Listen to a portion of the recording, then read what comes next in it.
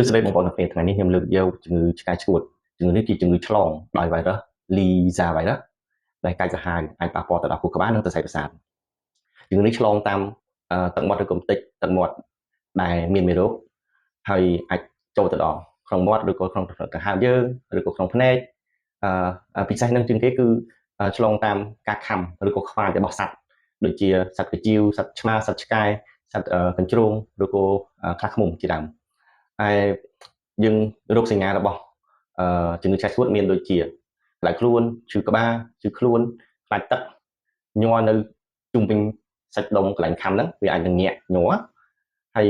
មានប្រកាច់រមួលសាច់ដុំសរសៃភ្នែករីកហើយហៀទឹកមាត់ច្រើនហៀដូចឆ្កែអញ្ចឹងហៀទឹកមាត់ច្រើនហើយអាចព្រុសករណីខ្លះធ្ងន់ធ្ងរអាចនឹងព្រុសដូចឆ្កែដែរហើយនឹងមានស្កូវមួយឆ្នោតនៅក្បាលណាអញ្ចឹងដើម្បីគ្រប់គ្រងនៃជំងឺឆ្កែឆ្កួតទី1យើងត្រូវចាក់វ៉ាក់សាំងបើអត់ទាន់ខាំទេយើងត្រូវចាក់វ៉ាក់សាំងបានយើងអាចចាក់5ដូស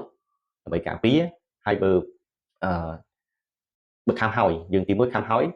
យើងត្រូវលាងសម្អាតយើងជំនះបបួសដោយសាប៊ូឬក៏ថ្នាំស្លាប់ពូមេរោគឲ្យបាន15នាទីហើយបន្ទាប់មកយើងប្រញាប់ទៅចាក់វ៉ាក់សាំងការពារឆ្កែឆ្កួតហ្នឹងឲ្យលឿនឲ្យបានមុន24ម៉ោងរឹតតែល្អហើយយើងចាក់5ដុសដែរហើយយើងត្រូវបើយើងមានអ្នកដែលចិញ្ចឹមឆ្កែទាំងអីហ្នឹងយើងត្រូវចាក់វ៉ាក់សាំងឲ្យឆ្កែផងដើម្បីការពារព្រោះជួនកាលឆ្កែខ្លះអាចខាំម្ចាស់ដែរអញ្ចឹងណាមួយទៀតយើងត្រូវចាប់ឆ្កែឬក៏សត្វដែលឬឆ្មាដែលខាំហ្នឹងទុកដើម្បីតាមដាន